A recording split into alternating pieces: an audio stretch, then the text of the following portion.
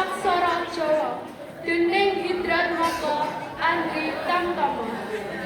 Wingi nalika bubaran sekolah Pak Guru ngendhek lakuku. Ngendikane aku kudu sregep sinau. Gladhen nulis lan maca aksara Jawa kanggo ngadepi sayembara. Waduh, mimpi apa aku mau bengi?